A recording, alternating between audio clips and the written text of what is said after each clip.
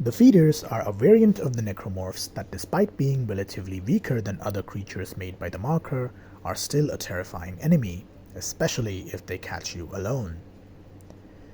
Hey guys, this is Ray here with GFC Talks, and in today's video we will be taking a look at the feeders, a necromorph type first introduced in Dead Space 3 that are basically a replacement for the pack necromorphs from Dead Space 2. Getting the obvious out of the way, the feeders are named for their extreme appetites, with a vicious preference for raw meat. Like all other necromorphs, they are hostile to any living being that's not already under the influence of the marker signal. Now it makes sense why these guys would replace the pack from Dead Space 2, as the game is set in the backdrop of a centuries-old military expedition to an unknown planet during a time of war, so there wouldn't be any children running around to be converted into the pack. Same thing goes for the lurkers being made from dogs as opposed to human babies from previous games. But apart from that, the feeders are basically the same in terms of behavior and physical attributes, with the only major distinction between them being their overall appearance. Where the pack are basically just reanimated corpses of children with relatively fewer changes to their bodies compared to other necromorphs, the feeders are essentially walking skeletons with a wide gaping mouth to match their way of being converted. Physically, a feeder isn't much to look at and wouldn't pose much of a threat on its own, but what makes them dangerous is they tend to stay in large groups that will usually try to overwhelm their victims with their numbers. And they usually hang around in dark areas, making them difficult to see and allowing them to ambush their prey more easily. This is because they are extremely sensitive to light to the point of being almost blind. Shining just a small flashlight at them for even a split second is enough to get them agitated and start attacking you. So if and when you do encounter a group of these things and by chance you haven't caught their attention yet, you would be forced to sneak around in the dark to try to get past them while being extremely quiet, as they tend to investigate any noise that might indicate a new victim is nearby. The only problem, if they do get close enough, which is very likely in the dark confined spaces they tend to haunt, they will see you in the darkness and the situation can turn against you surprisingly fast. At this point, it's a pretty good idea to get to a safe distance and start shooting.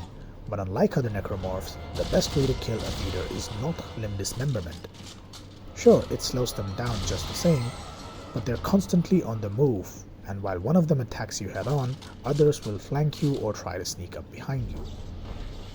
Instead, a couple of well-placed shots to the head will quickly and easily dispatch the feeder, even if they have all their limbs still attached.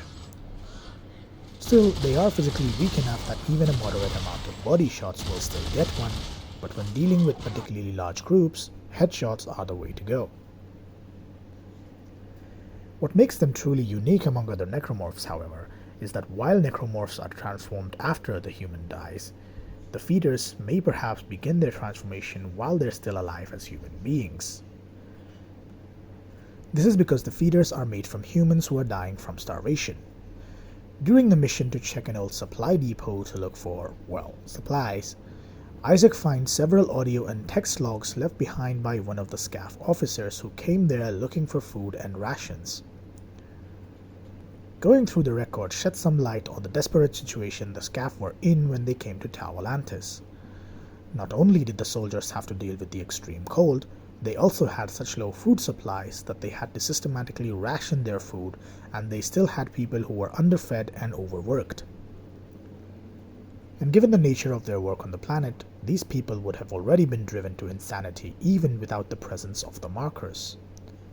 Of course, once the markers were unearthed and the eventual dementia and mass hysteria set in, things only went from bad to worse. Eventually, SCAF scientists discovered the aliens under the ice, and that's when things really started to fall apart. All the resources and manpower that SCAF could spare was now being used to ferry whatever alien artifacts they could find back to their ships for study. This meant that the trains and shuttles that were previously hauling personnel, cargo, and food down to the planet's surface were now being used to carry the archaeological specimens and equipment to and from their ships, causing severe food shortages. Eventually, the crew at the planet's side supply depot went silent, prompting the SCAF officers to investigate. Once they got there, All they found was what was left of the crew, who, driven by the marker's signal combined with starvation, had spiraled down in madness and developed cult-like behaviors, cannibalism, and a hostile attitude to any outsiders. One thing to note here is that unitology was not yet a widespread religion at that point, so this cult-like behavior would still be something very new and strange, but explainable as being caused by the extreme stresses of their mission. Because of this, the officer who went there to investigate was initially unfazed by the horrifying sights around him. His partner, on the other hand, was instantly unnerved. But they continued on in their search for supplies as it was a matter of their very survival. And as they went further in, the SCAF officer began to fall under the same influence as the station crew. After exploring the depot for a while, they managed to find the supplies they were looking for, but the food was all spoiled by the station inhabitants who had all by that time succumbed to the marker's effects. But the SCAF officer didn't seem to care at all. When his partner expressed his disappointment, the officer replied how they had all this meat around them, referring to all the corpses lying about. Now that last audio log cuts off right after this, but it is not a stretch to think that he simply went on to start eating the flesh right off of the human bodies around. And while cannibalism for the sake of survival in extreme situations is one thing, the SCAF officer talked about how the meat around them was tasty, which made it obvious by that point that he had already been driven to complete madness, and now he posed a very real danger to himself and to others around him. Of course, this same thing also would have happened with the people at the depot, where they turned into cannibals eating the flesh of the dead. But what happens when there's no more meat on a corpse? Now they start looking for fresh meat.